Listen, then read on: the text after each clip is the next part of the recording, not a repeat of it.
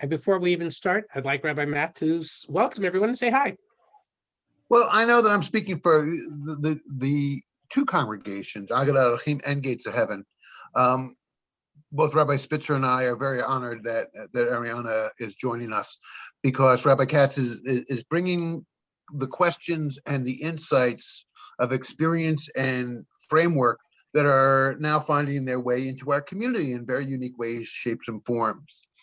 We, as a congregation in Gates of Heaven, have really been welcoming and affirming in our LGBTQ initiative, but we really have not really had to focus much in terms of our T element, as now we are welcoming a new student cantor who identifies as trans. We have had some really insightful conversations in both of our congregations, and we are now at the point now where we really need to push ourselves better to really understand what it means to be welcoming and affirming, and how do we transform our congregations to reflect the diversity of Jewish life. So with that introduction says, I do have to thank our counterparts at Agudat Elohim, and especially Arnie at Gates of Heaven, for really organizing and putting this together. So with that being said, Baruch atah Adonai Eloheinu melech haolam asher kiddushanu b'mitzvotav v'tzivanu la'asok b'divrei Torah. These are all words of Torah that helps us understand and engage what it means to be truly created in God's divine image. So, Rabbi Katz, you're on. And before Rabbi Katz comes on, let me just quickly give you an introduction, but just also say that I am going to mute everyone during the discussion. You will be able to unmute yourself if you need to. Please feel free to ask questions in the chat. There will be time for question and answer afterwards. It's my pleasure to introduce Rabbi Ariana Katz. Rabbi Katz is a queer white Ashkenazi femme living in Baltimore, Maryland. She is the founding rabbi of Hinenu, the Baltimore Justice Stiebel, layout editor for the Radical Jewish Calendar Project, and creator and host of the podcast Kaddish, a podcast about death and identity.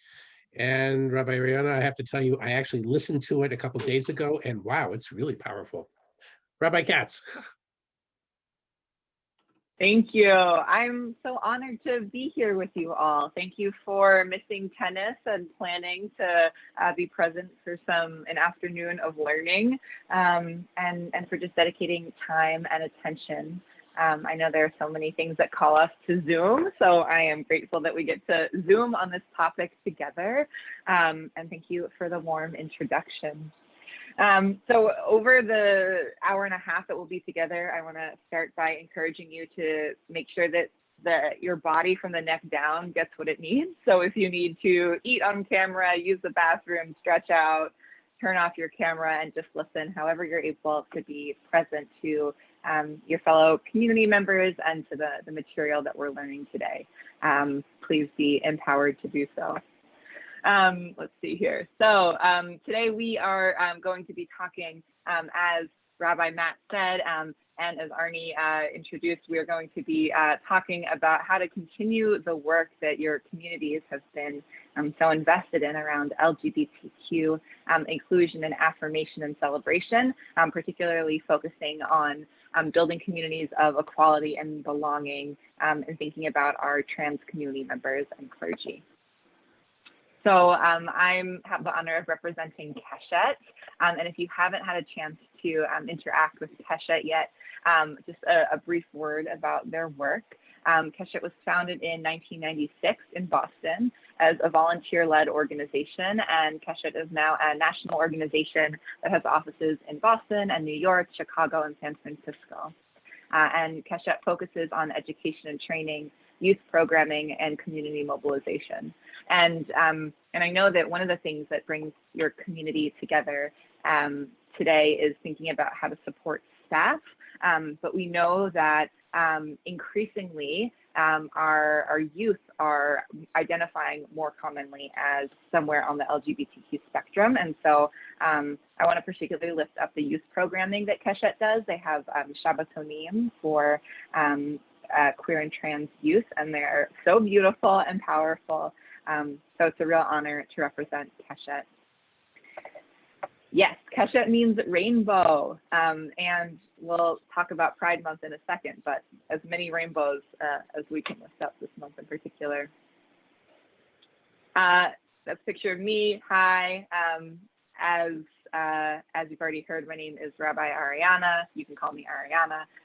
And my pronouns are she, her, and hers, which is something we are going to practice and talk about as our training goes on. So starting with as many opportunities to root in Torah as we can, I like to start with this pasuk, this verse from Bereshit. And God created the human in God's image. So I think what is unique about the work of Keshet is that we frame our work in Jewish values.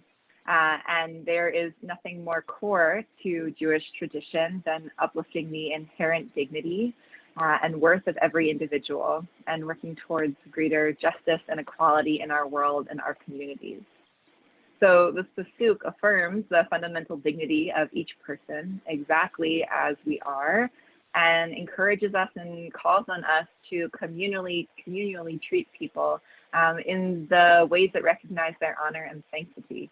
And sometimes that requires stretching or changing our framework. But when we keep the central value, understanding that we are all created with B'Tselem Elohim, everyone is created in the divine image, it becomes not just a logistical obligation, but a spiritual practice to take on the communal norms that can uplift people's dignity. And if you want to go down a wormhole and you haven't gotten to spend time yet lingering with the understandings of the first being, there's some really beautiful queer midrash that talk about the first being in Genesis 1 and Adam in Genesis 2 as different stories. And that first being actually being a many-gendered creation created back to back, such that we could see a non-binary or all genders present in the first creation that we read in Genesis. But that's for a Torah study in the fall. Our goals for today, which you maybe saw on a flyer, are to identify and understand the core terms and concepts related to LGBTQ identities, to make connections between LGBTQ equality and Jewish values, and to identify concrete actions that your communities can take to increase welcome and equality for LGBTQ people.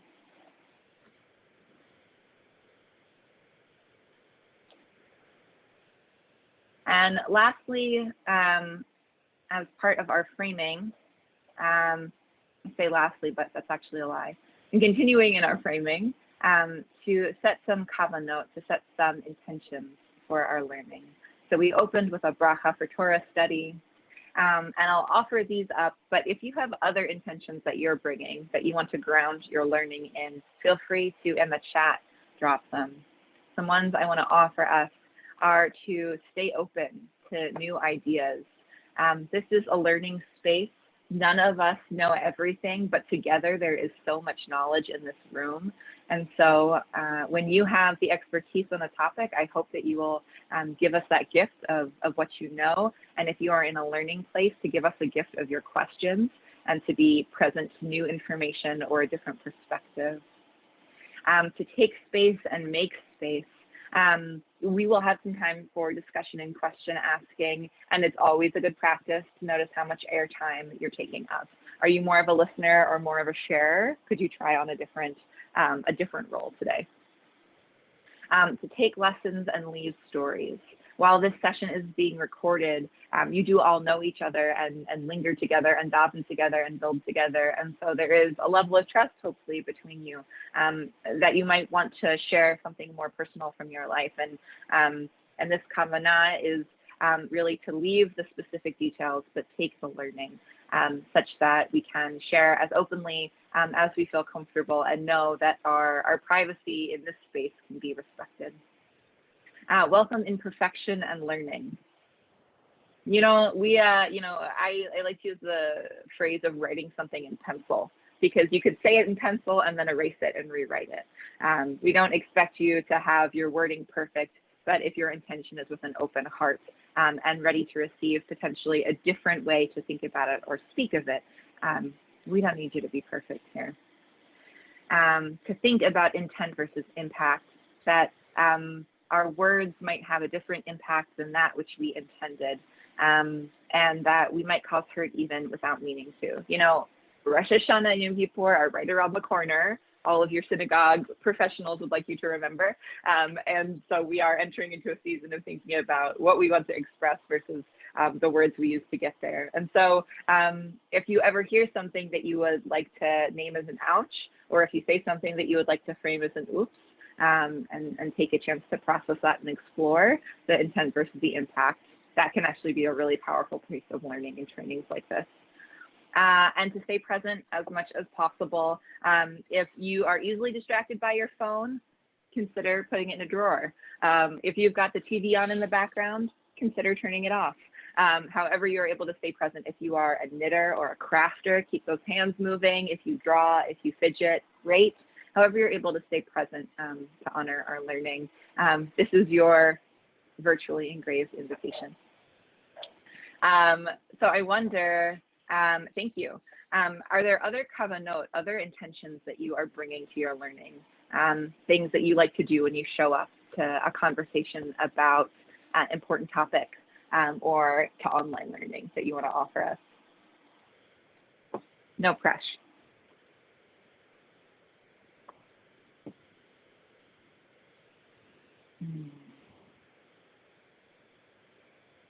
Well, if you have hot tips, please continue to drop them in the chat. And if you can't find the chat, I will tell you that if you mouse over at the bottom of your screen, you'll see a little speech bubble. And you can click it and you can see all of us in the Rashi commentary on the side, and we can chat to each other there. There we go.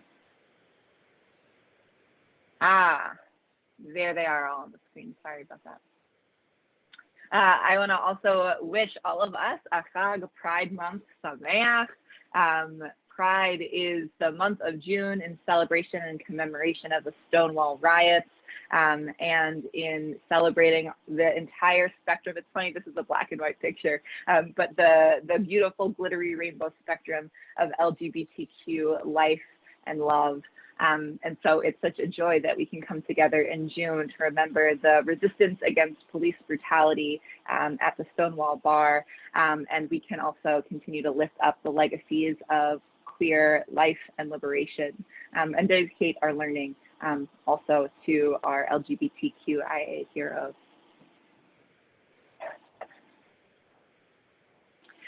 So I want to continue with your own words about yourself, because I was really just inspired and thought this language was so beautiful. So Agudat Achim, please, if you have language that you like to use about your community, drop it in the chat for us, and I'll share about Gates of Heaven. That on your site, you say that Gates welcomes members of all backgrounds, ages, and lifestyles. Our members consist of Jews by birth, Jews by choice, interfaith families, young adults, older adults, singles, and members of the LGBTQA community. Our gates are open to all. I love that image. And I often think about the gates of the heart. And so there is such an invitation here to think about the gates of your community being open, as well as the gates of our hearts opening even wider. Thanks, Josh. Committed, so from Agudat Achim, committed to a traditional pattern of Jewish worship while sensitive to the spiritual needs of its congregants. A congregation provides opportunities for worship and study to members of all ages. We are a warm, welcoming, conservative, egalitarian synagogue located in the Capital District of upstate New York. At Agudat Achim, we have members of all ages and levels of observance. Interfaith families and Jews by choice are an integral part of our congregational family.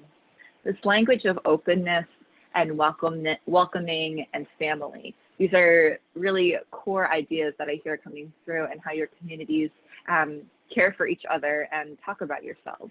And my hope is that in this training, in addition to the goals and to our intentions, that we will have the tools to continue to show and implement that with each other. I have no doubt in my mind we are all here because we are fiercely committed to the lives and the thriving of LGBTQIA people in our families and in our community and ourselves. And this training is about taking that open-heartedness and that welcoming and making sure that our actions and our language and our continued learning can meet that open-heartedness. So we'll build some skills today. So in a moment, I am going to send you into breakout groups for about 3 minutes. And you'll have an opportunity as we continue to think about this welcoming and this kavanah of care for each other, to reflect on these questions, to think about a moment at which you felt completely welcome exactly as you are, what it felt like, how you knew you were welcome, and how that might have influenced your experience of a community or organization where it took place. So you'll have 3 minutes, and I'll put you in dyad. And if you are on the Zoom with another person, you can split your time in thirds. And pay particular attention to this question about how did you know what it felt like? So I'm going to drop the questions in the chat here so you can see them once I break you into breakout rooms. Because what we're talking about, while it's specific to the LGBTQIA people in our communities, we're talking about a really shared experience. Whether or not you identify as LGBTQIA, we can tap into this, this question about what does it mean to feel welcome? What does it mean to feel invited in? So as I open up these breakout rooms, does anyone have any questions? All right. If you need any help, you can chat me. So we will come back. Uh-oh. I think I just got booted off Zoom. I'm coming back, y'all.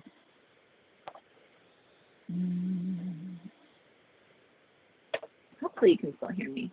It's very exciting. I can hear you. Okay, great. Hear you. Thank you. Arnie, can you actually send people into those breakout rooms while my internet comes back? Absolutely. Sorry about them. What good timing. How many rooms did you, how many rooms did you need? If you could put people in breakout rooms of 2, that would be great. 2 people per room. Hello again. Hello. Okay. All right, here we go. Thank you. And I didn't.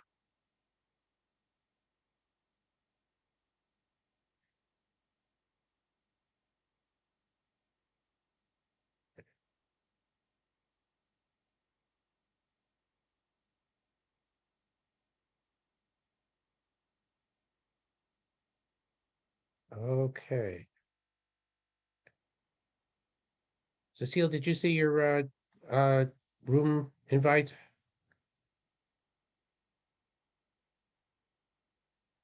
All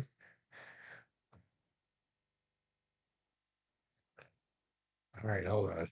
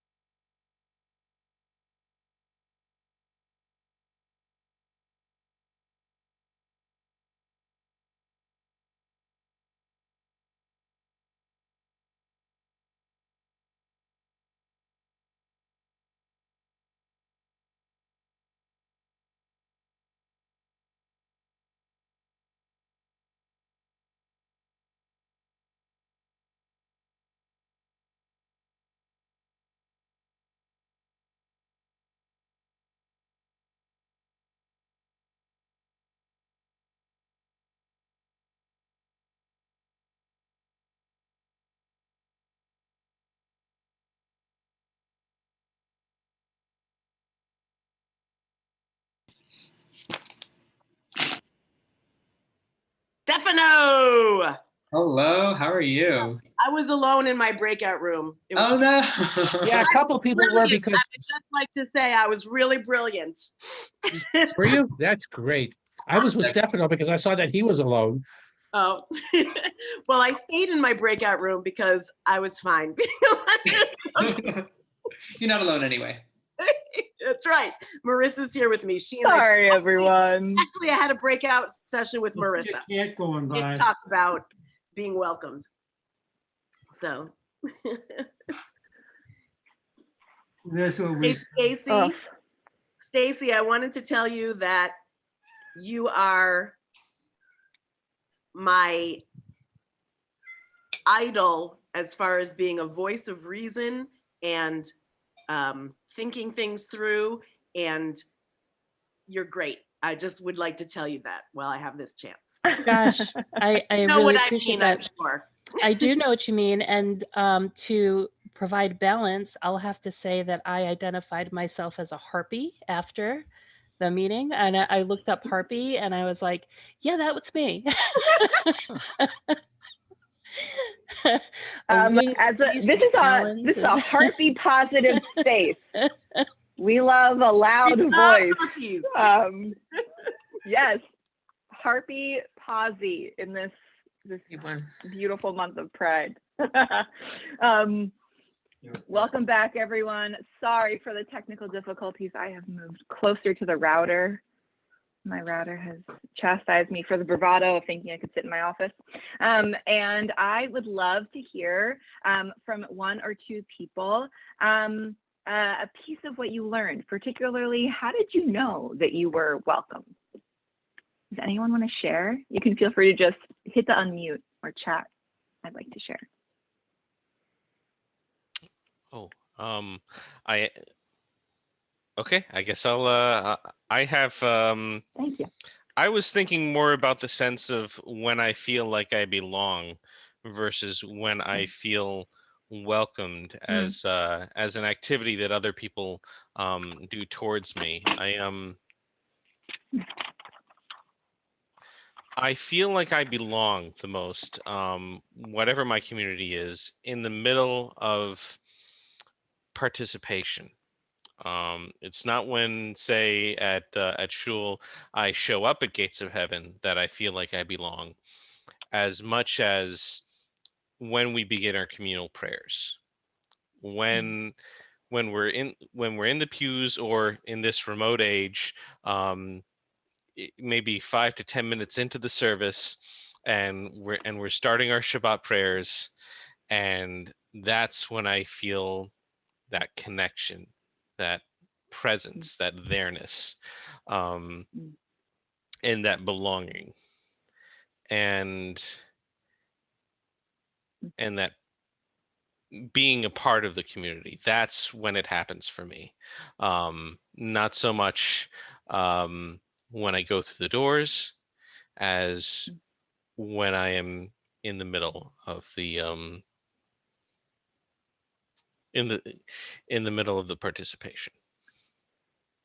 And that's how it works for me. Beautiful. Thank you for sharing.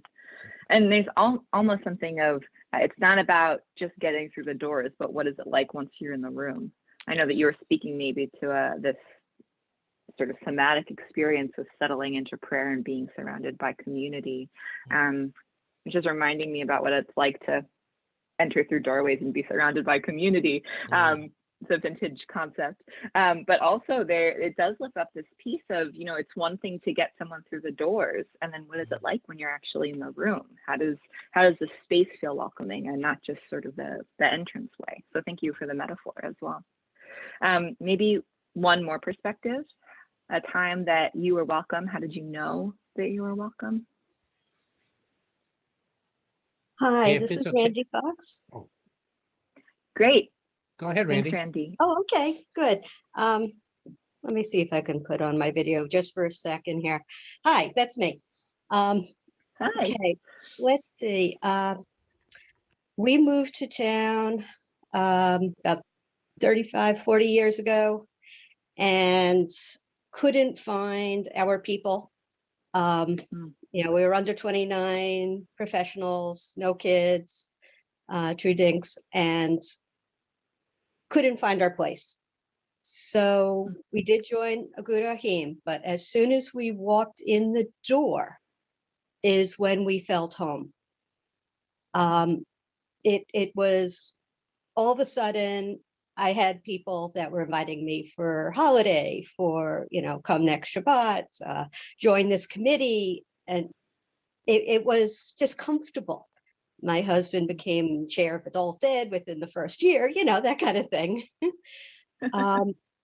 And we raised our kids here. We are still members. Our kids are both married. Let's see, Sharon and her wife are local, and she's very involved. And Joanna and her husband were also very involved, and members local, all stayed with the Aguda Achim. And our mission, talking about goals, I didn't type it in earlier, is to continue that warm feeling for the congregation and to include diversity, to make it home for lots of people. Yeah, it just happens that it was congregation, that it was a Jewish place. But that's the first time I felt I could put my hair down. Thank you. Welcome. Thanks for sharing this piece of your journey into the community and what made you feel like you could stay.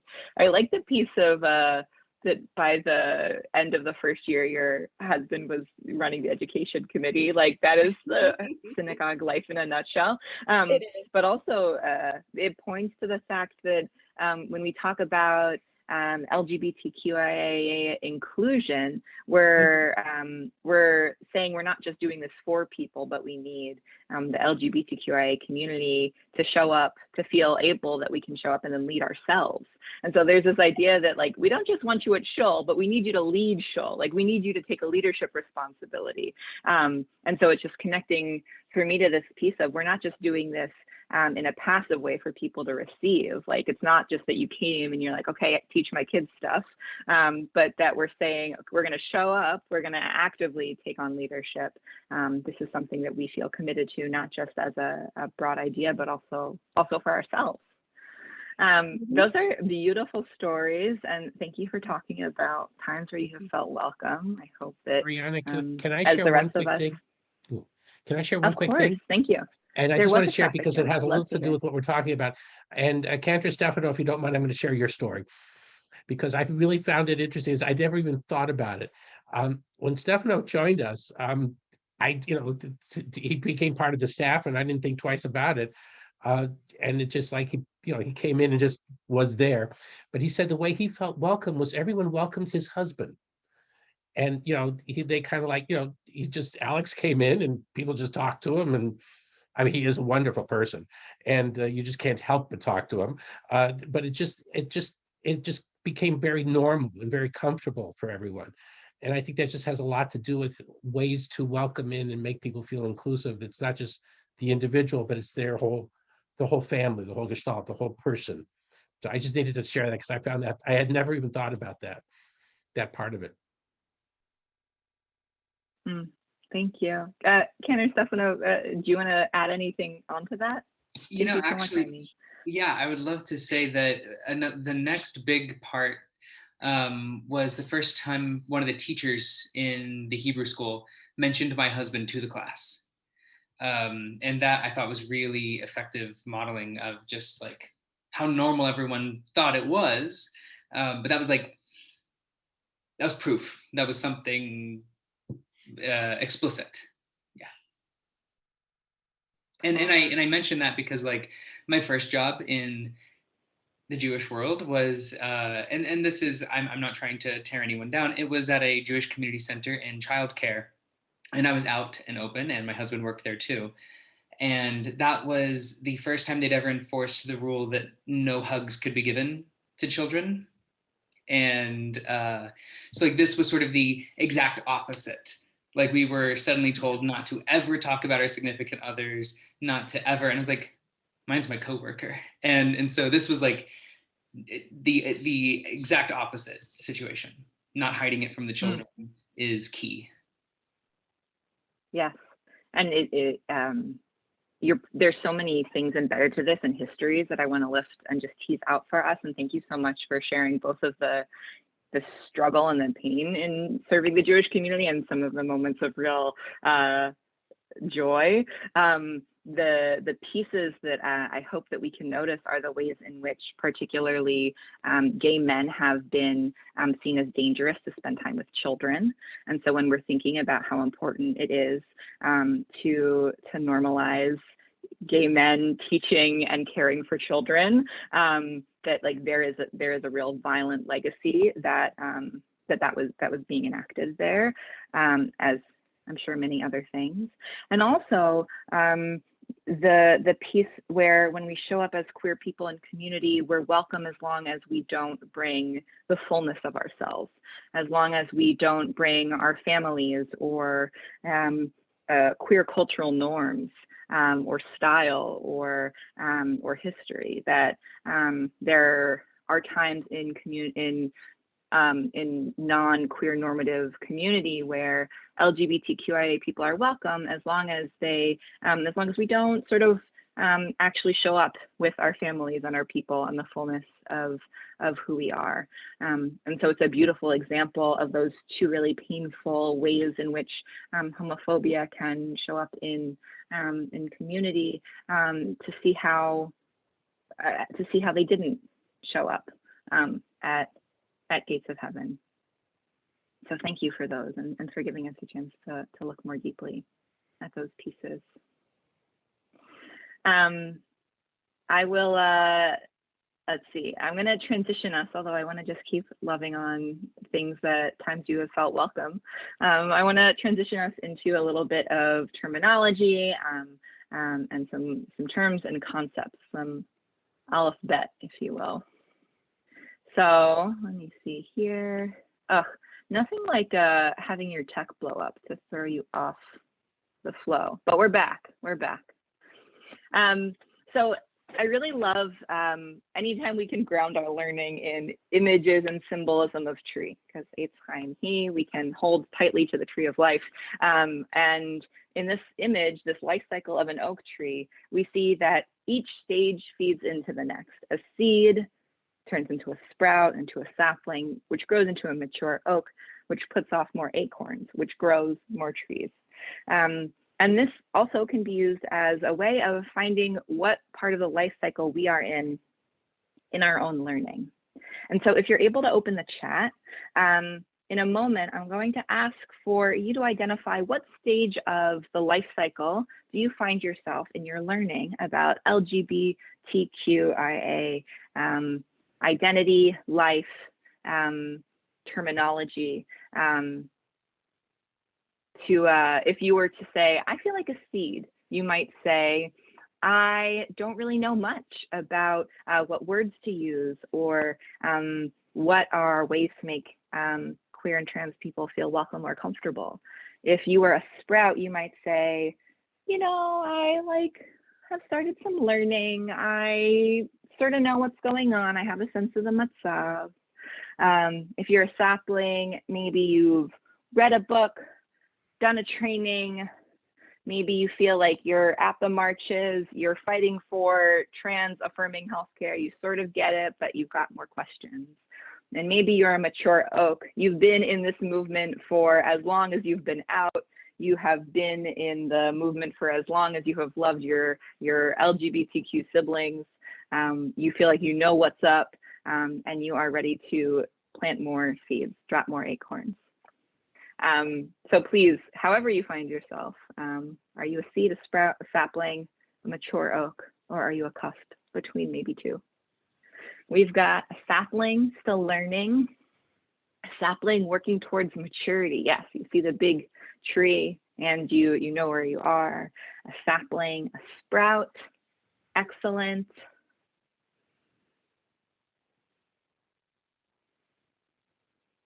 as the answers are coming in, Ricardo Levins Morales, who is a amazing artist and activist and teacher, talks about the wisdom of seeds, that seeds know that the first time it rains, they can't just shoot out of the ground. They have to soak, and to know that the rainy time is actually here, that they're going to get enough water so that when they sprout, it will keep raining. And the brilliance of seeds and of sprouts is that it's not a passive state. You're taking in information, you're immersing the water and taking in the water and getting prepared to grow. So the seed and sprout stage, is so important. We've got a sapling looking towards maturity. We've got a sprout and a sapling. Beautiful. We've got sprouts. We've got seeds. We've got elderly saplings. Yes, amazing. Thank you, trees. Thank you, seeds. Amazing. You know, here in Maryland, we were just dealing with the cicadas. And so I've been thinking a lot about protecting our saplings at all costs. So I am so glad that you're here with your bendy trunks. So remember what stage of the life cycle you're in, because hopefully by the end of our learning, you'll feel a little bit more rain coming in, a little bit more growth that we can teach and share with each other. So this is a really helpful triangle because it helps us separate out three categories. So we're going to get into a little bit more of the terminology and the language. And I will pause at the end of each concept and make space for questions, but also please feel free to drop them in the chat. So on this triangle, you'll see at the top, sex assigned at birth, you'll see sexual orientation, and you'll see gender identity. And these are three different things: the sex you're assigned at birth, your sexual orientation, and your gender identity. And we know that there are so many different factors that influence those three categories: our race, our education, our ability, our ethnicity, our class. All of these concepts, all of these identities impact or create a prism through which we can understand these categories. And so we'll go into a little bit more detail, but I do want to say, when we talk about sex assigned at birth, when a baby is born, the doctor holds them up, looks at their genitals and says, it's a boy or it's a girl. So we'll talk a little bit about the binary as we move on, but sex assigned at birth is what the doctor says when they look at you based on your externally expressed sex characteristics. Sexual orientation, the people to whom you feel sexual or romantic desire. This would be the LGBTQ of the alphabet. This is the people that you are sexually or romantically attracted to or not. And then gender identity. This is about the gender that you know yourself to be. Now, you might notice that it is in a different point on the triangle from sex assigned at birth, because sometimes our gender identity and our sex assigned at birth are not the same. So our gender identity is expressed in so many different ways, which we'll have on another slide, but really important here to see that it's not the same as the people to whom we may be sexually or romantically attracted to, and not the same as the sex that we are assigned when we are born. Here we go. So when we look at the corner of sexual orientation, some words that you might hear related to sexual orientation are bisexual, straight, queer, gay, asexual, lesbian, pansexual. A note on the word queer, because it might be landing on some of your ears as normal, fabulous, liberatory, powerful. That's how it lands on my ears. But it also might land on your ear as violent, pejorative, dangerous. Now, we know that there are so many different ways in which marginalized groups reclaim language and make it a word of power. And so the word queer in, I would say, around the 90s became a word that people who are either from a place of sexual attraction and now from a place of gender using to refer to ourselves. So if you are in a place where this doesn't flow naturally, you can always say, and you should always say to someone, what language do you like to use to refer to yourself? This is a great turn of phrase. What language do you like to use? Or what are your pronouns? Or what words do you use to describe yourself? Because nothing feels better than when someone uses the language back, to mirror it back, that feels the most affirming. If you are talking to someone who is LGBTQ, who is from an older generation, so someone who is a boomer or older, or maybe even Gen X or older, it is safer to assume that queer will not feel like such a warm word. If you are talking to someone who is Gen X and younger, queer might feel safer. And so there's also the cultural competence of knowing what language feels good, and knowing that it can also be generational. When I worked with queer elders, I never called them queer elders because it would carry more of these legacies of real violence. When we look at sex, we see male, female, intersex. And so when doctors look at babies, oh, what a cute baby, we might assume, maybe you thought there's only 2 options. And we know that intersex people make up a small but present population of all children born around the world, and are present, intersex people are present in our rabbinic literature. The rabbis understand there to be many different ways that your physically expressed and internal sex organs can look. And there, for those who are interested in learning about intersex movements for better care, for better medical care, there is a lot to think about the ways that we do or do not care for intersex people, the ways in which surgeries are forced upon intersex bodies. And so even knowing here at this category, we can blow up our assumptions that there are only 2. And I imagine we've got some medical brilliance in the room, and you might have interacted with this as well from your training. And then gender identity. So many different words that we can use to talk about our gender identities, some of which are gender queer, gender fluid, non-binary, woman, man. So maybe some words that might be newer to you would be non-binary or gender fluid or gender queer. And so these are, I would put these all under the category of non-binary gender identities. So someone might say, oh, I'm non-binary, or I'm gender fluid, or I'm gender queer, but I put them under the umbrella of non-binary. So a question here is what language they use to describe themselves, also identifying them as not normal. Great. I think it depends on the context. So if you were to be at an ONEG after services and see someone who is new, and you walk up to them and you're like, hey, what's your deal? That's not going to feel very welcoming. But if you're in conversation with someone and you have an experience of them where they say something about being queer or genderqueer, you might say, oh yeah, what are your pronouns?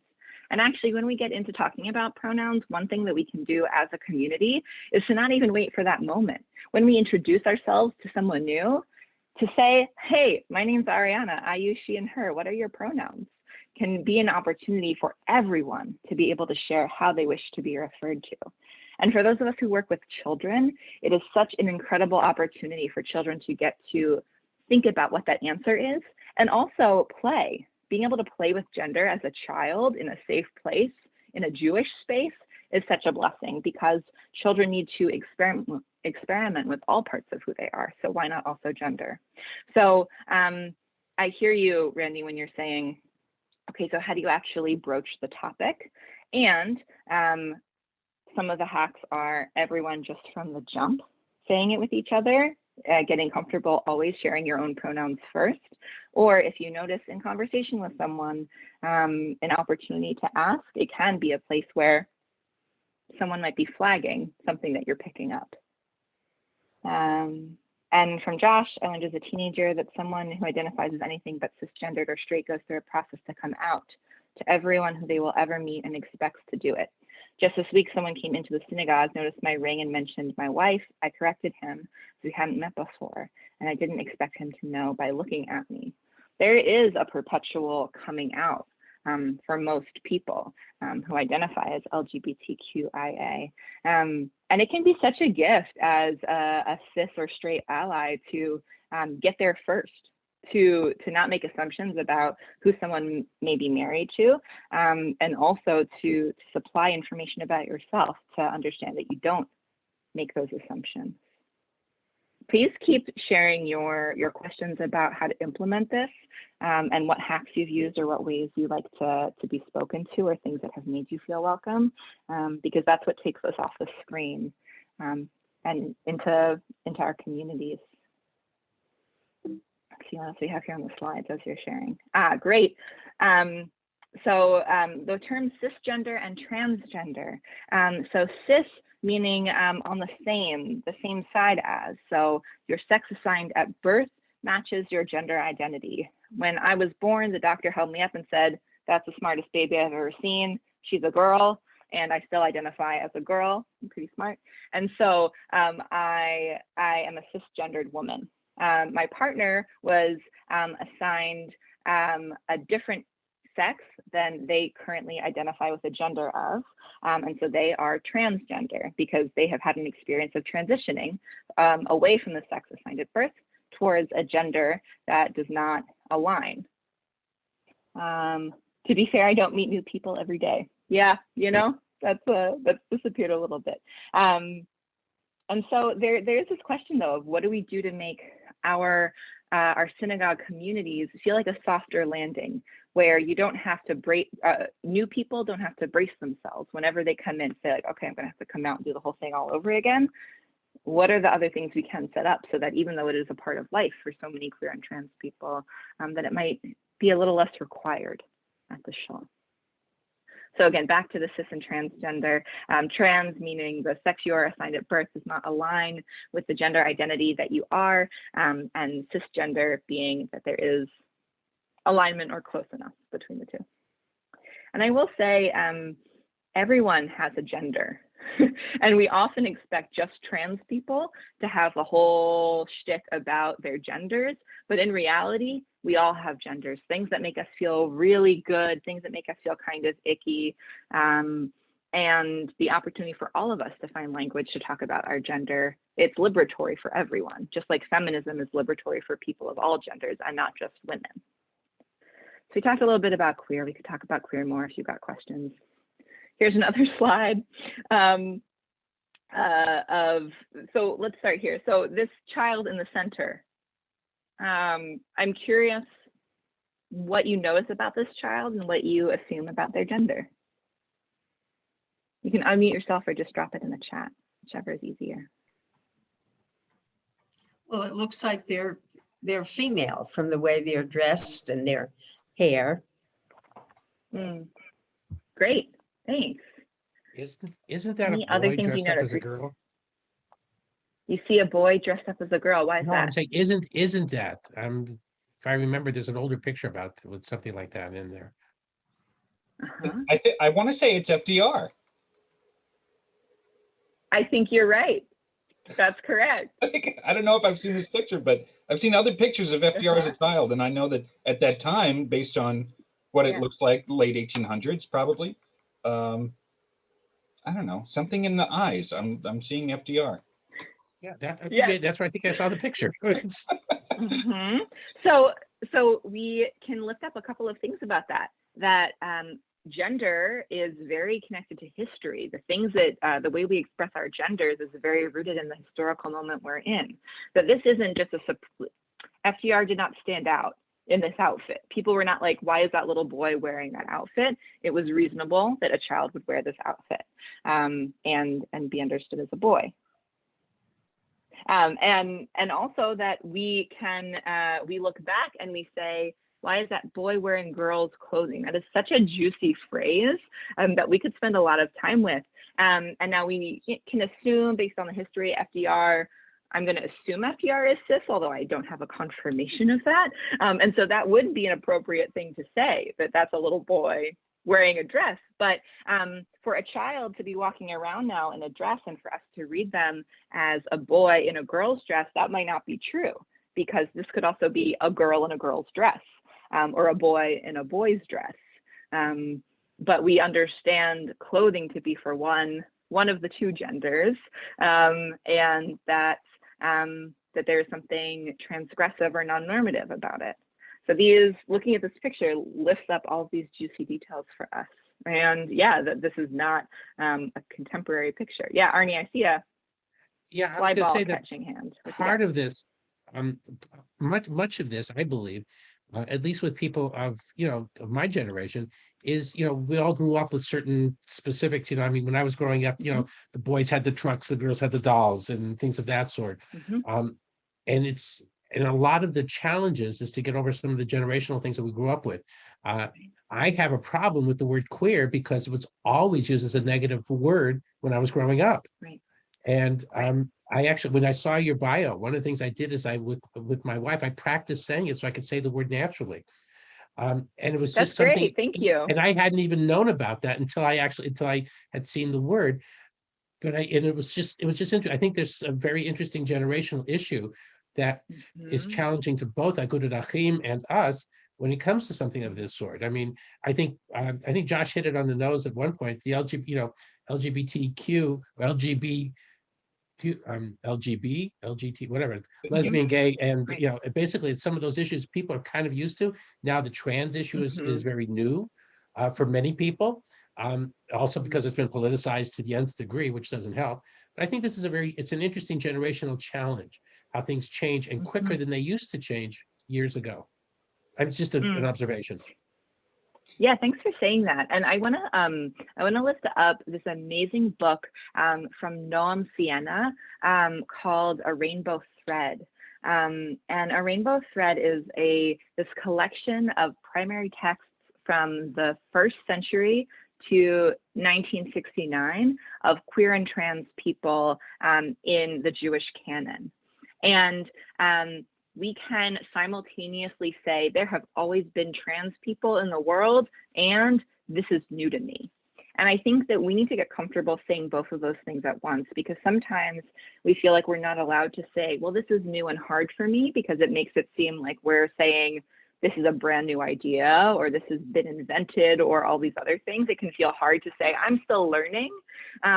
And I actually want to give us the opportunity and permission to say both things at once, that something can be new to you that you need to practice. And Arnie, thanks so much for practicing the words that feel good to me and then using them. We don't know everything, and it's so great to be able to turn to a chavruta and or a spouse and say, I'm going to practice this because I'm going to be introducing this stranger and I want to get her stuff right. And that is another tool that we can use when we are getting new language into our mouths, into our brains and our bodies. But none of this has to be perfect immediate, or it doesn't need to be easy immediately, but it can become more comfortable over time. I do want to continue, but I see a hand. Yeah, please jump in. I just wanted to say a really quick story on Facebook from, they're not a member of our temple, but they're a member of our Jewish community. They've come to our temple, and this parent, the mother, posted that their child, Z, was telling her about the time that they and their friends were trying to come up with a swear or insult for every letter of the alphabet. And then they said, but we couldn't think of anything for Q or X. And the mom said, really? You can't think of anything people might call someone to try and insult them that starts with a Q? And Z said, no, this is a 13-year-old child who just had their bar mitzvah. And the mother said, well, what about queer? And they said, that's an insult? And the mom said, no, but it can be used that way. And there's a lot of other discussion. And then at the end, the child said, well, none of my friends would have known that either. And it was the best story. I cried. I couldn't believe how wonderful it is that these young people are redefining and they're holding on to language in their own way, and they're taking something that used to be a negative, and they don't even know that it was a negative. They feel so good about themselves. So I just wanted to share that. Thank you. So beautiful. So beautiful. And this is why I think turning our attention to both straight and LGBTQ youth, that we can learn so much about how much can change. And thinking about being in a synagogue space, the reason I love Jewish community in synagogues in particular is because it has to be multi-generational for it to have any sort of impact. And so I don't want for any kids to be able to supply queer as a slur, but I do want them to be able to be in community with people who have had long lives where they have seen change.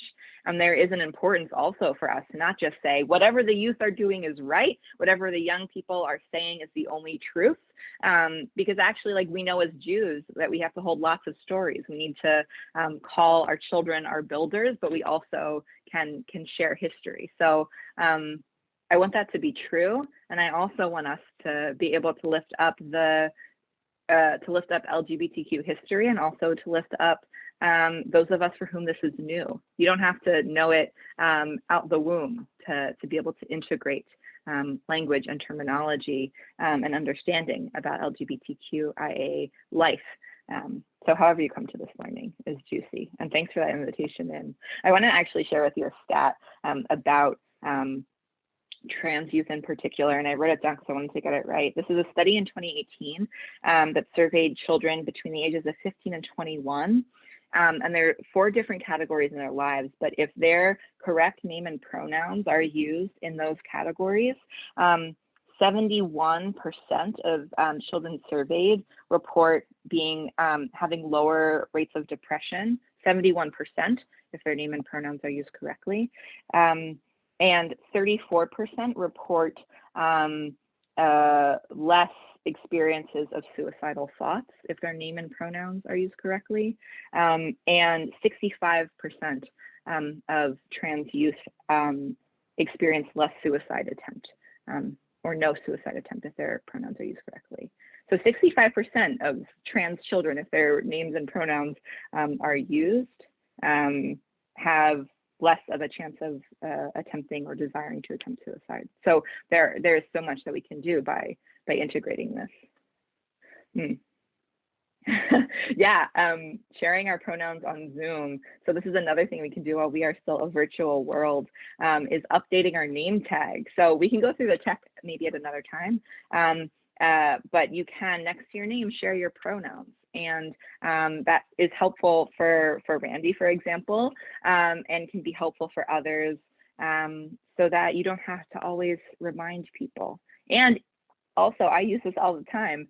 I just mouse over people's names to make sure I can use their right pronouns. It's so good to cheat. Like, it's hard to remember everyone's name, let alone their pronouns, when we're meeting so many people. And so you can just use the thing on the Zoom function to get it right. So if you want to right now, go and change your Zoom name. I very much encourage you to. We'll talk about pronouns. We're getting closer and closer. So we talked about the binary, but if you need a visual reminder, the binary, there are 2 doors. There are 2 bathrooms, male and female, and you have to pick one. There is a bar or bat mitzvah, and only one or the other word can describe you, and they are mutually exclusive. And we can remember from here, from gender identity, that there are so many other experiences of gender. Where does someone who is non-binary, where are they supposed to use the bathroom? This is a question for our buildings. So Keshet really likes this slide, so I will also offer it to you, that gender is not static, that over the course of our lives, we might have different ways we identify or internal experiences, and we don't express language for it, that we might feel more masculine, more feminine, more non-binary over the course of our lives, even if we still identify as cisgender throughout, or people may transition later in life. There are so many different courses that our lives can take, and our gender similarly can, not always, but can evolve over time. Okay, so we won't spend too much time well, let me see how we're doing here. Now we got to talk about pronouns, but I will offer an exercise to you because I imagine your synagogue is like most synagogues in which most of you are on committees. And so I invite you to take this back into the organizational life of your shul. But we will talk about this exercise, a little bit of Gemara here for you. Study is greater than action because study leads to action. So I want to share with you an exercise that you might consider taking into your community spaces. So It's an opportunity to explore where there are dominant cultural norms, like Josh shared, about the wedding ring and people assuming the gender of a partner. Going into whatever space you hold in the community, either someone who sings really loudly in the pews, or someone who leads the education committee, or someone who sets up the ONEG. The presumptions that might show up around cisnormativity and heteronormativity. So cisnormativity, assuming or making the presumption that everyone there is cis or implied should be cisgender. And heteronormativity, the assumption that everyone present is heterosexual or underneath should be heterosexual. And so even if we don't emotionally or intellectually feel that, some of the ways that cisnormativity and heteronormativity are expressed or can still be expressed, even if we don't intellectually or emotionally think them. So this is the slide, and I will share it so that maybe Arnie can share it out with everyone who came. The activity is to think about what is something that the group you are in does, and what are assumptions that are made. What is the potential impact on LGBTQ participants? So for example, the bar bat mitzvah, an assumption would be that all children who are becoming adults are male or female. And so you could think about what is the impact on transgender children. So I use the term b'nai mitzvah. However, Hebrew is a binary language. Up until recently, Hebrew is a binary language, and so b'nai is still masculine plural, but is more comfortable. Some people will do bi mitzvah or gil mitzvah, which is the age and stage of mitzvah. There's lots of juicy different options. And I also want to plug the non-binary Hebrew project from one of our members, Lior Gross, that with Habonim Dror created an entire grammatically functional non-binary Hebrew system. We recently celebrated a bi mitzvah. Beautiful. Mazal tov. So looking at this, does anyone want to volunteer something that they might want to play out for us that we can talk through together? We'll do one example instead of breakout groups. Is there an activity in your Jewish community life that that we could think about gender assumptions or orientation assumptions? How people are welcomed, the setup of the building, some of the liturgy. When someone converts, giving a new name, but instead of saying Ben or Bat, using the word mibeit. Beautiful. And mibeit means from the house of. From the house of. Beautiful. Sisterhood and brotherhood committees. My home synagogue in Philadelphia did a Purim spiel with the sisterhood committee, a joke about how brotherhoods and sisterhoods make this assumption that everyone is cisgendered. Okay, so let's tee this one out. So Arnie, you offered both the problem and the solution. Beautiful. Yeah, I'm sorry about that. No apologies for solutions. And now we will try one with the challenge. So what's the challenge with the Sisterhood and Brotherhood Committee? People who don't identify as cisgender don't feel that they belong in either group, or they know they would. Someone just told me this recently, that they know they would prefer to go to Brotherhood, but they are a woman, a she, her, but they don't feel that they would be welcome at Brotherhood. And Sisterhood doesn't seem like a place for them. And the names have a lot to do with that. Also, the history of the groups, the people that are active in those groups right now are of a certain generation, and they have a whole history, and that's something they're very proud of. And I don't know if in our group, I don't think we've actually asked them to change that part of it, but it would be challenging. There are discussions of the people who are involved in sisterhood, at least. The idea of changing the name has been brought up, but I have no idea what is happening. Thank you. That's something I Cool. didn't know, so thank you. And I did notice that at recent meetings, some folks were saying anyone is welcome. So no matter how you identify, if you want to be there and partake, you are welcomed. At Congregation Agudath Achim, sisterhood died, many years ago. What it involved was Women's Network. Maybe it is now time for us to drop the women's and just have it the network. We also have a Rosh Chodesh study group, which some people identify as the women's study group, but everybody is always welcome. There was only once we requested no male participants because of the sensitivity of the discussion, which had to do with sexual assault. Felt women to share more comfortably if there were not men there. Not that it's only men who assault women, but this was also a while ago.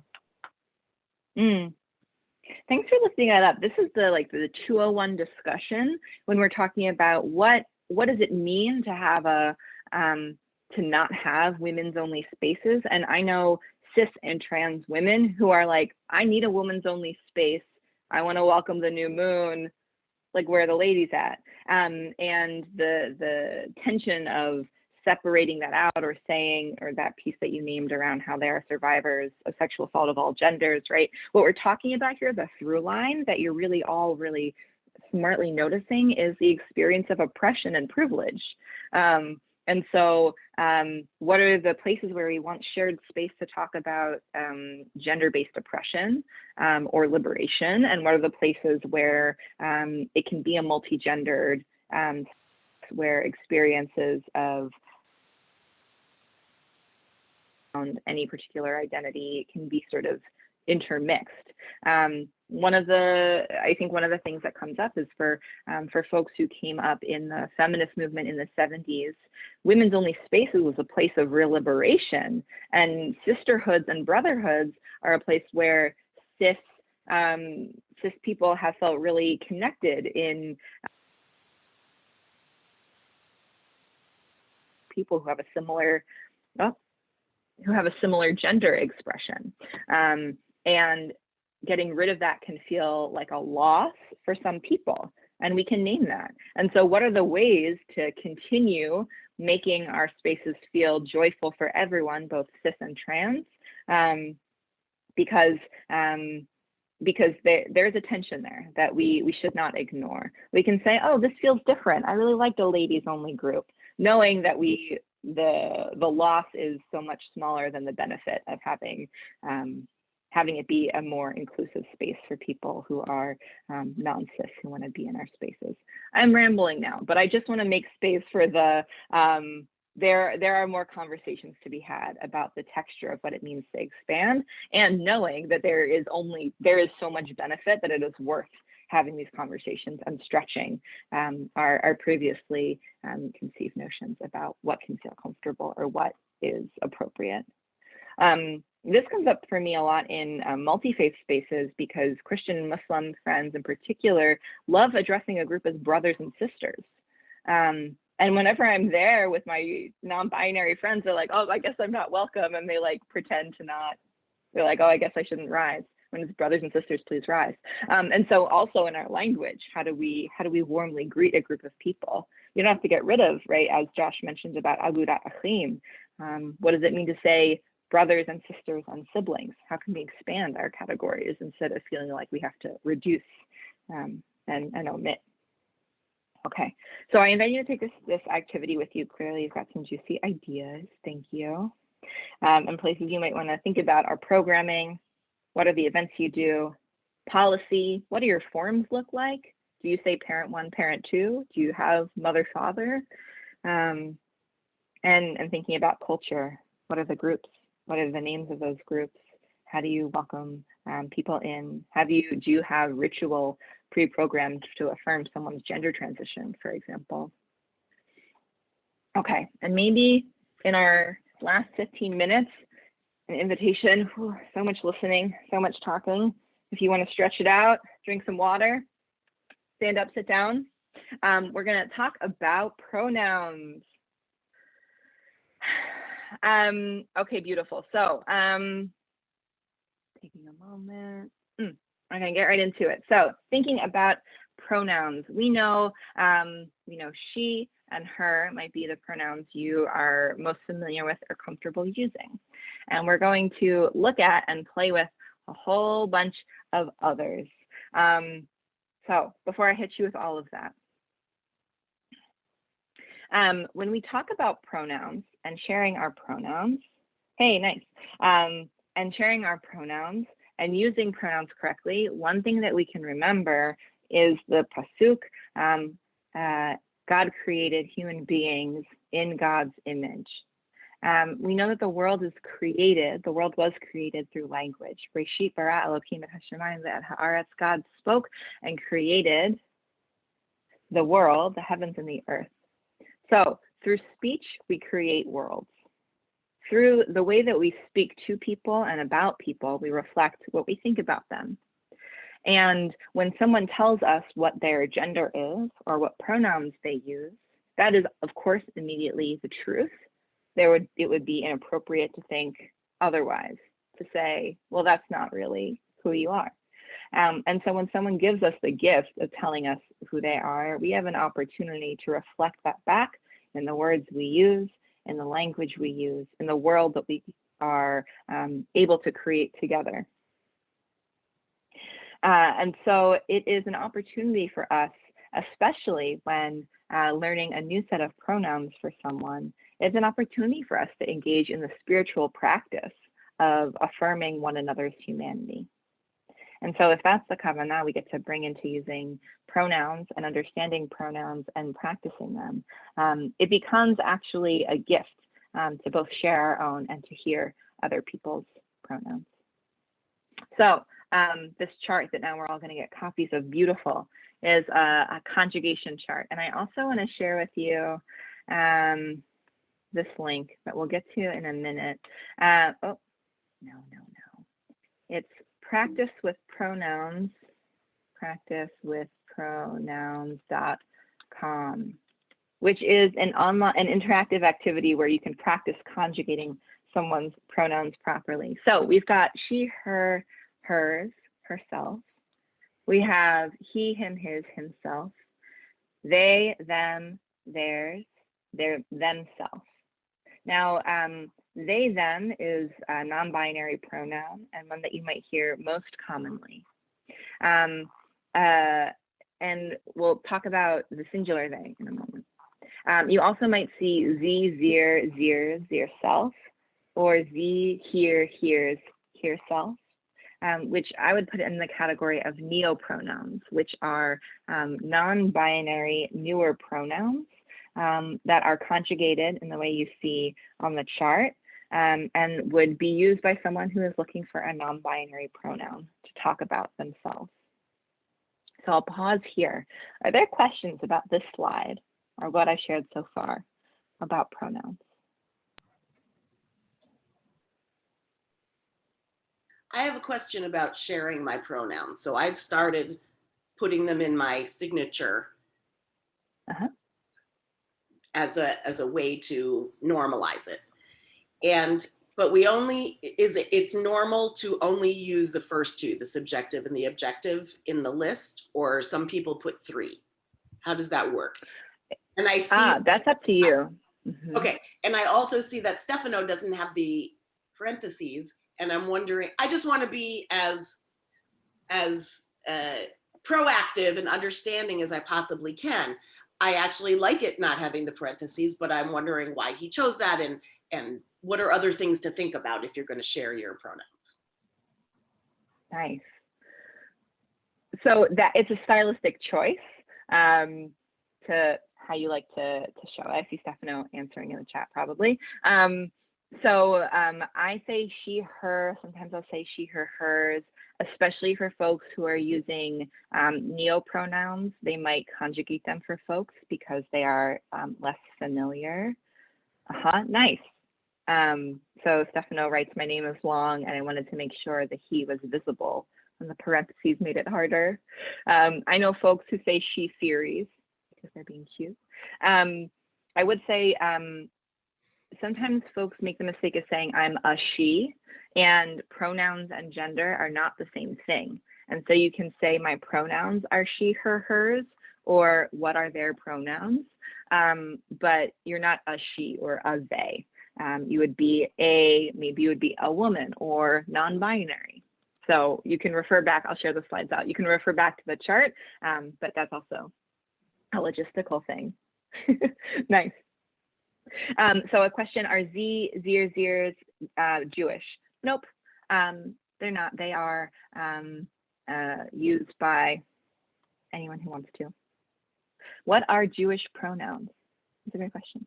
I think we just have that conjugation in Hebrew, although something that I think is a sweet little nod between English speakers, non-binary English speakers in Hebrew, is that the word he translates to she. So the Hebrew word he means she, and just a little bit of a delightful reverse auditory pun. So I want to continue here.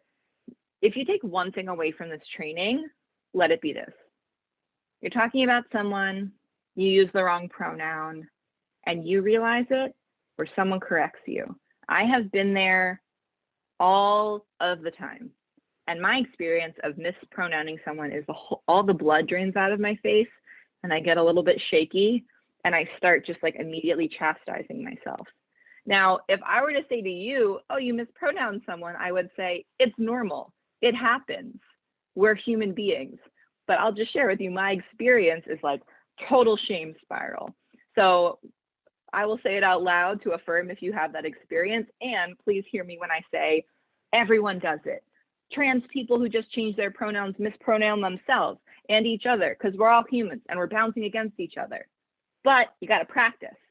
And even more importantly, and this is the real thing to take away from this training, whatever your personal experience of it is, the person you mispronoun doesn't need to hear it. So I'm talking about Plony. Plony uses they, them, but I said, yeah, Plony, he just made a really beautiful babka. Plony says, I use they, them. I say, oh, I'm sorry, thanks so much. And then I continue on. That's a very different thing than, oh my God, Plony, I'm so sorry. You know I love trans people. I know your pronouns. I've been practicing. I just can't get it in my head. I just can't get it in my head. And now what happens, Plony, who's about to get a compliment about their babka, has to comfort us and has to say, it's okay, it's fine. When in reality, if you just said, oh, totally, they, and had your shame spiral back home with your best friend, perfect. We're going to talk about they because it deserves airtime. So just to say, whatever internal experience of challenge or shame, the biggest thing you can do if you mispronounce someone is say, thank you, and move on with the sentence.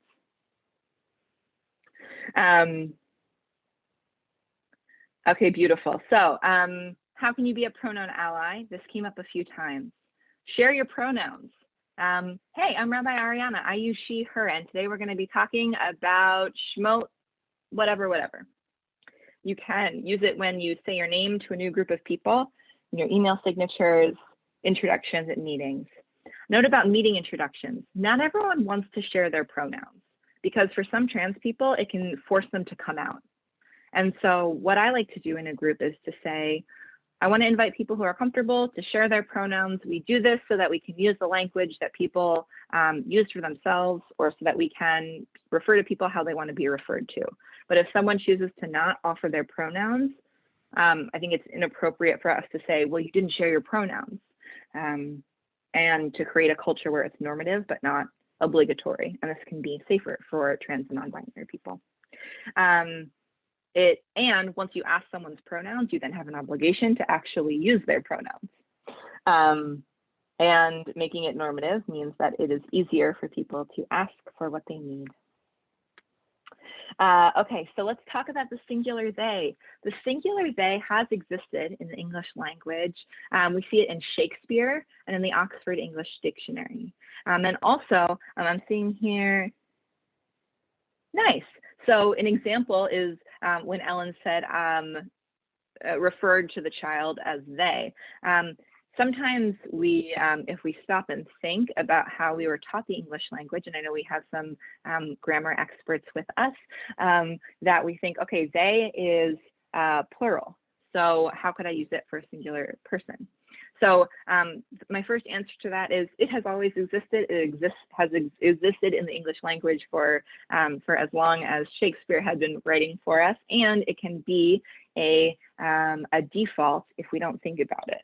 It can be a default to refer to a person whose gender we don't know. Oh, what are they doing over there? Are they stealing my trash can?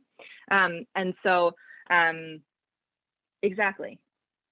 So if it can feel comfortable when using it from a place of ambiguity, then we can say, great, how do we internalize it to use it for a person that we do know uses they, them? So having looked at the chart of thinking about gender, sexual orientation, and sex assigned at birth, knowing that they are separate, and knowing that non-binary gender identity exists and is a beautiful, flourishing part of our Jewish communities, then we have an opportunity to take that intention and then become more comfortable. So we know we want to use people's correct pronouns. Maybe it feels strange to our ear. We can hold on to the intention, to the kavanah of wanting to use people's correct pronouns and give some tender loving care to the places where it might feel strange or new, because where we're actually trying to get is to a third place, to a place that integrates our kavanah with the skill so that we can express our love for other people through using their correct pronouns. It can be hard to learn new things, and we need to practice. And so I encourage you to use websites like the Pronoun Practice to have a conversation with someone where you're like, I'm going to talk about our new chazan and how excited we are that they're coming. We're going to have a whole conversation about how amazing they are, and try to just catch each other. That's totally appropriate. That's not talking about someone behind their back. That's practicing using their correct pronouns. And I will say that, especially knowing that you have incoming clergy who use non-binary pronouns, it is such an act of love that you're gathering here and doing this learning. It is such a profound act of love for your staff to say, we want to be able to show up for them fully, and to do that work, to take that work off of their plate. Like this is the Jewish future here. I really, it's our obligation as Jewish communities to do the learning we need to do to make spaces safe for our queer and trans members, but it's really an exciting thing, and how you integrate it into your own language, and then how you support other people. Like you're ambassadors now. Now that we understand the presence of non-binary pronouns, now you can help teach other people. And when someone uses the wrong pronoun, you can say, oh yeah, like the chazan uses they, them, and model that comfort with it, and help people as they learn. So mindful of our time, I want to come back to our little tree and wonder, how are you feeling now? Oof, that's been a lot of talking and a lot of gayness. And here we are at the end of our time. And I'm wondering, are you a seed?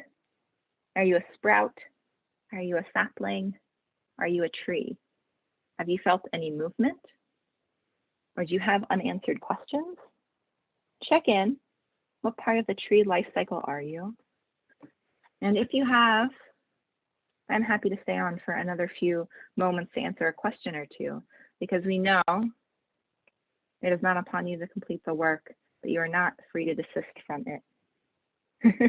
So however you've taken in some water, however you feel yourself growing, knowing that you are in this process is an incredible blessing, hopefully for yourself and certainly for the community around you. You have some saplings out here. We can continue to wrap you up in mesh, keep you safe. The roots are strong, arms are still reaching. Thank you for leaning into this metaphor. Not every group I train plays, so thank you. Excellent. Beautiful.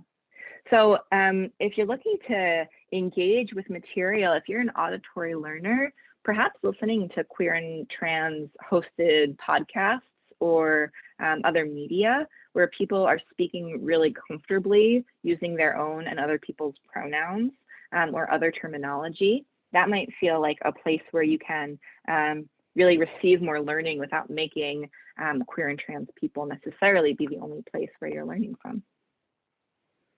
Lots of different ways.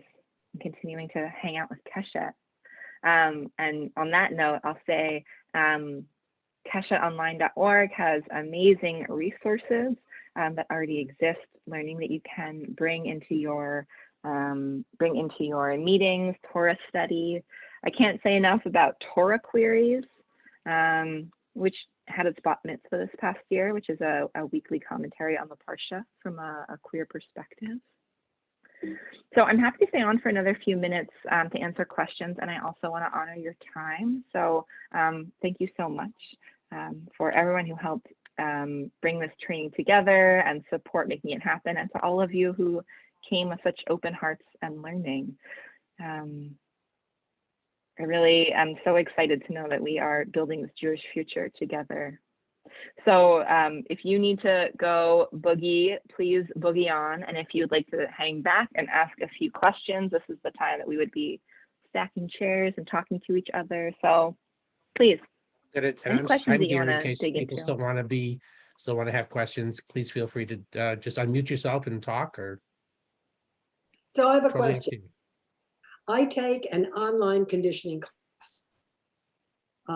The members of the class are basically scattered all around and the instructor at the end will invite people to, the instructor will always have fun question. If you could be an animal, what would it be today? Or what exciting wildlife have you seen in your backyard? Introduce yourself and tell us about. And people then identify themselves by their pronouns. The instructor refers to everyone in the class as friends, which I think is kind of a nice inclusive way. You don't have to declare your identity. You don't have to declare what you do. You don't have to declare how old you are, although I'm the only gray head in the class. And it's a way of just making people very comfortable. And I thought, well, you know, I have a problem remembering words, but friends I can always remember. Be okay to use that in.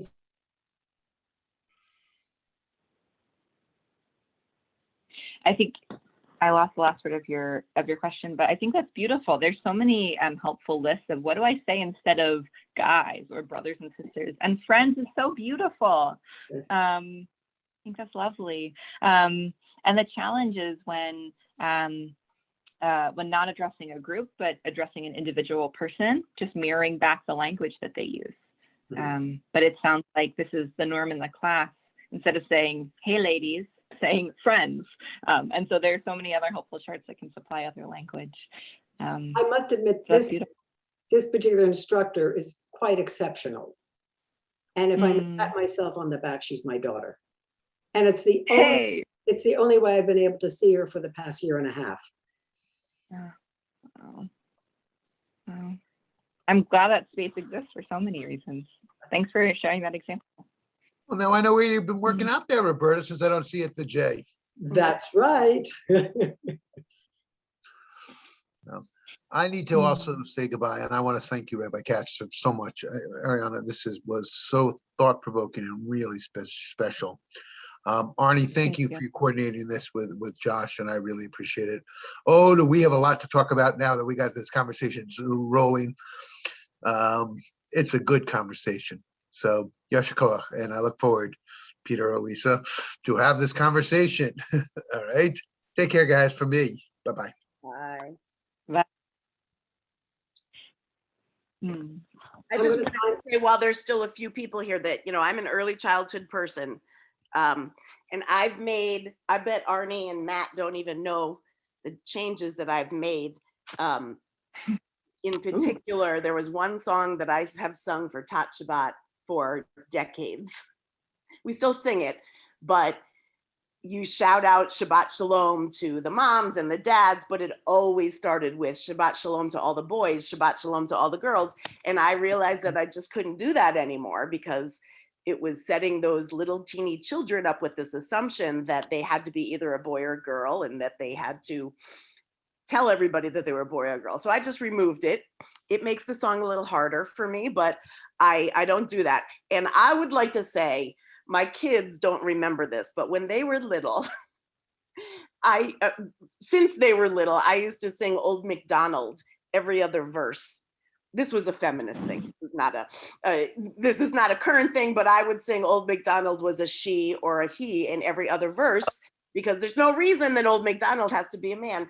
And it's those very small, people think that if I mess up a pronoun, it ruins. It's not. It's about making the effort in what seem to be very small ways that add up to very big ways. So I think there's a lot we can do that's not overhauling our entire person, to be sensible.